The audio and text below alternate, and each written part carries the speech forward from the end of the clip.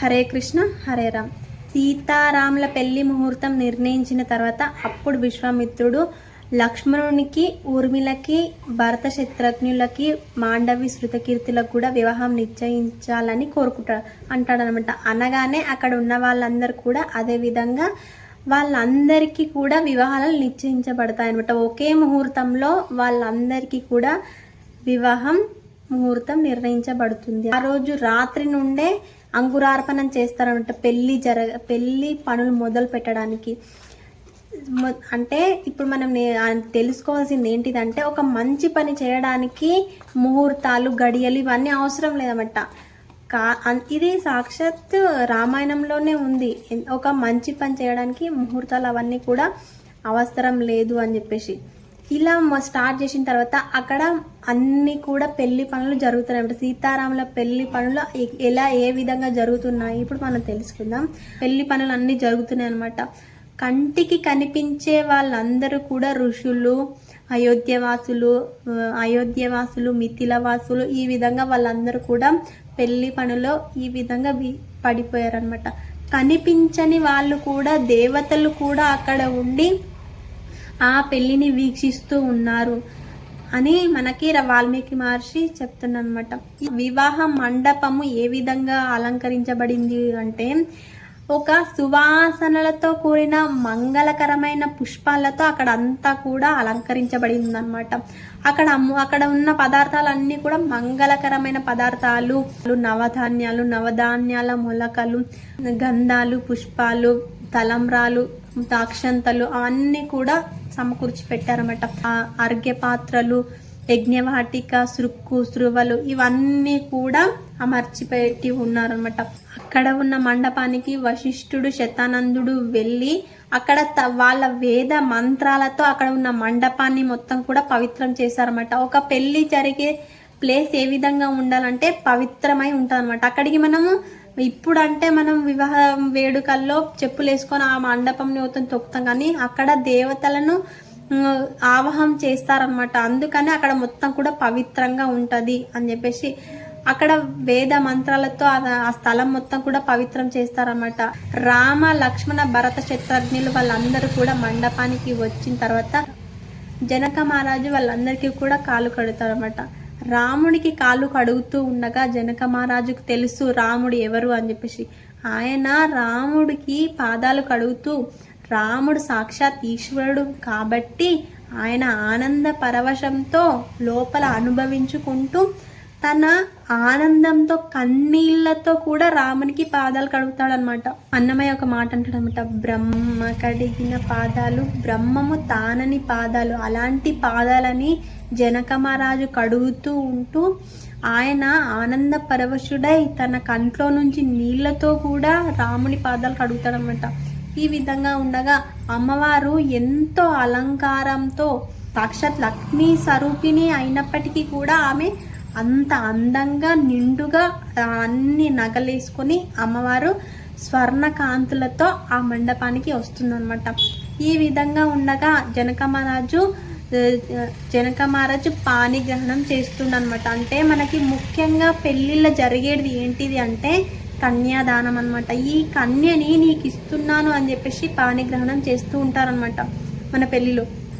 ఈ కన్యాదానం చేయడం వల్ల మన పూర్వీకులు తరిస్తారన్నమాట. ఏ విధంగా అంటే, ఇప్పుడు మనది ఇంట్లో ఎవరైనా చనిపోయినా కానీ వాళ్ళ పేరు మీద ఏదైనా వస్తువు కానీ, ఏదైనా బంగారం, వెండి కానీ దానం చేయడం వల్ల, ఆవును దానం చేయడం వల్ల ఒక మంచి గతులు కలుగుతాయని చెప్పి, ఆ విధంగానే వాళ్ళ పేరు మీద కన్యను దానం చేయడం వల్ల వాళ్ళ పూర్వీకులు తరించడానికి మన సంస్కృతి, మన సనాతన ధర్మం ఈ విధంగా కన్యాదానం చేయడం ఉందన్నమాట మన సంస్కృతిలో. ఆ విధంగానే జనక మహారాజు సీతమ్మని కన్యాదానం చేస్తూ ఈ విధంగా అంటాడనమాట, ఇయం సీత మమ సుత సహధర్మ చరిత ప్రాదిచైవ భద్రంతే పాని గృహనిస్వపాని పతివ్రత మహాభాగ ధ్యాయేవ అనుగత సదా ఇత్యుత్వ అని ఈ విధంగా అంటాడనమాట. ఈ దానికి ఎంత అర్థం ఉంది, రామాయణం మొత్తం కూడా ఈ మాటల్లో ఉంది అన్నమాట. ఇయం సీత అంటే ఈమె అనే దానికి అర్థం ఏంటిది అంటే, మనము మనస్సుతో కానీ మాటతో కానీ చెప్పలేని ఒక దాన్ని ఇది ఈమె అంటారనమాట. ఈమె స్త్రీలింగంలో ఉంది కాబట్టి ఈమె అంటే పరాశక్తి. పరాశక్తి అంటే పరదేవత. పరదేవత అయిన స్త్రీ సీత ఎలా అయింది? నాగేటి చాలుకు దొరకడం వల్ల సీత అయింది. ఈ సీత ఎవరు అంటే నా సుత అంటే నా పుత్రిక. ఈయం సీత సహధర్మ చరిత, నీ ధర్మానికి సహాయంగా ఉంటుంది. ప్రాదిచ్చైవ భద్రంతే, ఈమెని నువ్వు స్వీకరించడం వల్ల నీకు భద్రం కలుగుతుంది.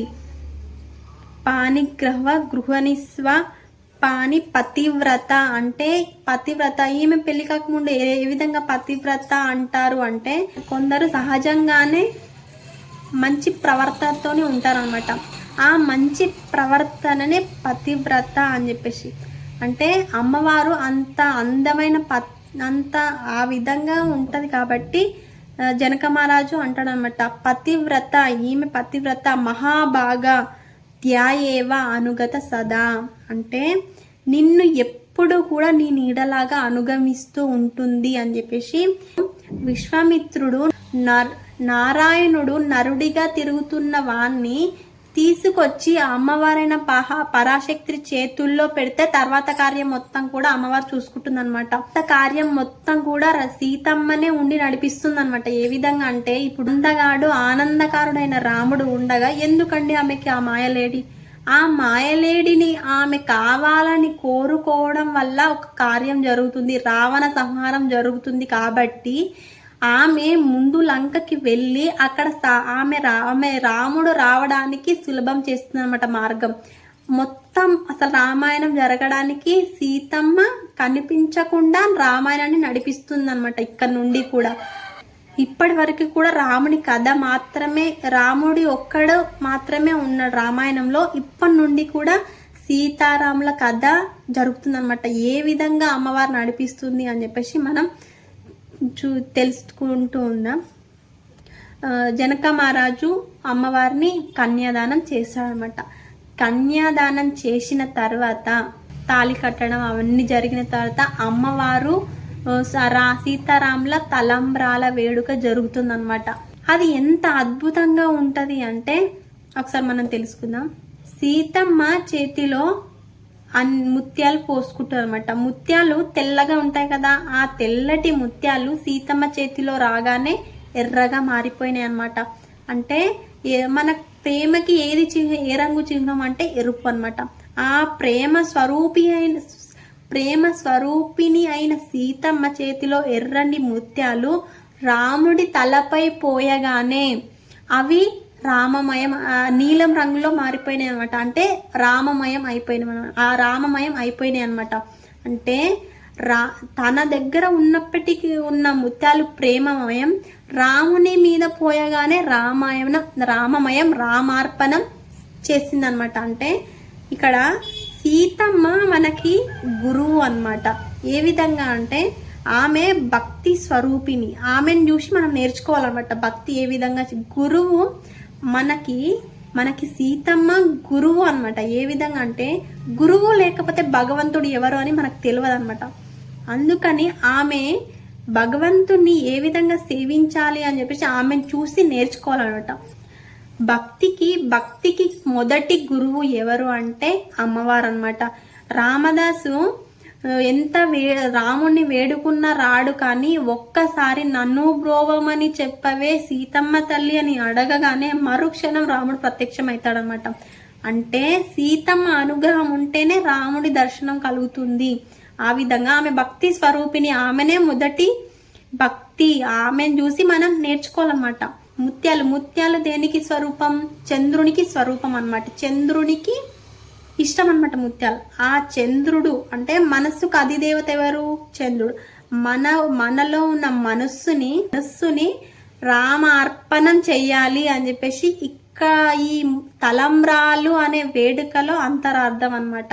లేచి వాళ్ళందరూ కూడా నించొని అక్కడ ఉన్న యజ్ఞ వాటికి తల్లిదండ్రులకి నమస్కారం చేసుకుంటారన్నమాట. ఆ నమస్కారం చేసే విధానం ఏ విధంగా ఉంది అంటే యజ్ఞవాటికకు మొత్తం చుట్టూ ప్రదక్షిణ చేసి నమస్కారం చేసి తల్లిదండ్రులకు కూడా నమస్కారం చేసుకుంటారు అనమాట. ఏ విధంగా అంటే మనం గుడిలో ప్రదక్షిణ చేసి ఏ విధంగా అయితే నమస్కారం చేస్తామో ఆ విధంగా సీతారాముల వాళ్ళిద్దరు కూడా తల్లిదండ్రులకు ప్రదక్షిణ చేసి నమస్కారాలు తీర్చేస్తారనమాట.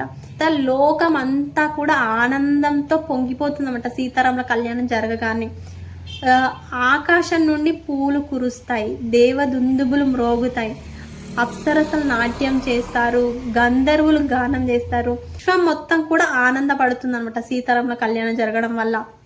ఋషులు వేద మంత్రాలతో వాళ్ళని స్తుతిస్తూ కీర్తిస్తూ నమస్కారం చేసుకుంటారు అనమాట. దంపతులను దీవించడానికి ఉమామహేశ్వరాభ్యో నమః, లక్ష్మీనారాయణాభ్యో నమః, వాణి హిరణ్య గర్భాభ్యో నమః, శచి పురందరాభ్యో నమః, వశిష్ఠ అరుంధతి వశిష్ఠాభ్యో నమః, తర్వాత సీతారామాభ్యో నమః అని చెప్పేసి అంటారనమాట. అంటే మన దాంపత్య జీవితం అనేది ఎక్కడి నుండి మొదలైంది అంటే దేవదేవుళ్ళ పరంపర నుండి మనకి మొదలైందనమాట. మనకి ఎవరు ఆదర్శము దాంపత్యానికి అంటే సీతారాముల ఆదర్శం అనమాట. దేవ దంపతులైన, ఋషి దంపతులైన, మానవ దంపతులైన వాళ్ళే మనకు ఆదర్శం అనమాట. మానవ దంపతులు అంటే ఈ నలుడు, దమయంతి వీళ్ళందరూ ఉన్నప్పటికీ కూడా సీతారాములే మనకి మానవ దంపతులకి ఆదర్శం అన్నమాట. ఏ విధంగా ఒక వివాహం చేసుకోవడం ఎందుకు చేసుకోవాలి అంటే మన పితృదేవతల రుణం తీసుకోవడానికి, భగవంతుని సేవ చేయడానికి, సమాజానికి సేవ చేయడానికి. ఒక గృహస్థు మీదనే సన్యాసి ఇంకా ఎవరైనా కూడా ఆధారపడి బ్రతుకుతారన్నమాట. వాళ్ళందరి సేవ చేసుకోవడానికి, మళ్ళీ మనం ధర్మంగా బ్రతికి మనం తరించడానికి, మనం ఉత్తమ గతులు పొందడానికి వివాహం చేసుకోవాలన్నమాట. ఇప్పుడు వివాహం ఎందుకు చేసుకోవాలని చెప్పేసి మన ఈ సనాతన ధర్మాన్ని ఎందుకు పాటించాలని చెప్పేసి కొందరు అంటారు. అంటే ఇప్పుడు మన వివాహం చేసుకోకపోతే మనకి పశువులకి తేడా ఉండదు కదా.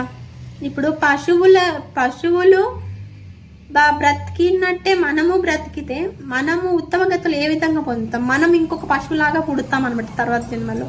అందుకని మనము ఉత్తమ గతులు పొందడానికి, మనం ఇవన్నీ చేయడానికి మనం వివాహం చేసుకోవాలన్నమాట.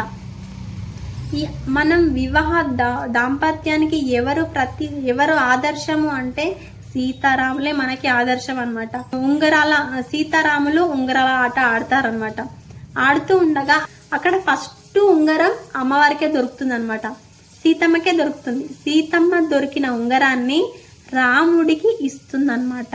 అంటే సీతమ్మ గెలిచినప్పటికీ కూడా మనకి కనిపించేది రాముడి గెలిపే కనిపిస్తుంది అనమాట. లంకని ఒక్క మాటతో శపించగలదు సీతమ్మ అయినప్పటికీ కూడా రాముడి చేత నేను రక్షింపబడాలి అని చెప్పేసి ఆమె రాముని కోసం ఎదురు చూస్తుంది అనమాట. ఈ విధంగా మనకి సీతారాములే ఆదర్శం అన్నమాట. అయోధ్యకి బయలుదేరుతారన్నమాట. తర్వాత ఏం జరిగింది అని చెప్పేసి మనం తర్వాత వీడియోలో మాట్లాడుకుందాం. హరే కృష్ణ, హరే రామ్, జై శ్రీరామ్.